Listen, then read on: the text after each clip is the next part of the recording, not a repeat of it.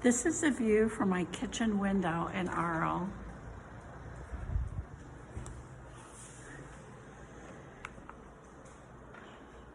It's my third day here.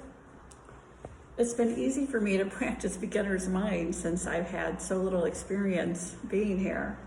I did visit for less than a day in 2019, but I mean, that wasn't nearly enough time to appreciate all the beauty, all the history. But really, beginner's mind is an attribute that you can cultivate even in familiar circumstances and very familiar surroundings. So what is beginner's mind? Well, the concept is that we can appreciate every experience as a new experience, meeting it with an open mind and without prejudgments or set expectations. Because the reality is every experience is a new experience. Even if you've had a baby before, that doesn't mean that your next birth or the one after that is going to be the same.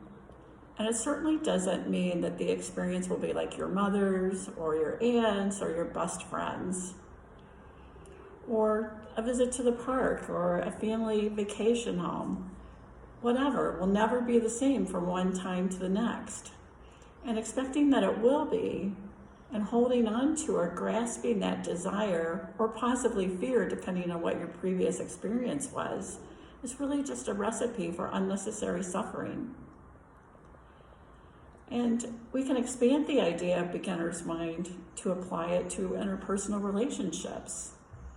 An example might be a teacher listening to her students and acknowledging what they say and acknowledging that she can learn from them. Or parents with children, seeing and responding to them as they are in the moment instead of pigeonholing them. Instead of being like, oh, she's the resilient one, so she needs this from me, or she'll do this thing, or he's the shy one. So looking at them as they actually are in that moment. And a third example would be for caretakers or children or grandchildren, maybe with an elderly person. So hearing the same story over and over maybe, but instead of being bored or impatient, choosing to actively listen, maybe listening for a change in tone, a suggestion of emotion, a pause or a hesitation that actually makes it a different story. And doing that might lead to questions and an actual meaningful interaction. So to summarize, beginner's mind is one of the foundational attributes of mindfulness. Embracing it allows us to acknowledge the fundamental reality that every life experience is unique.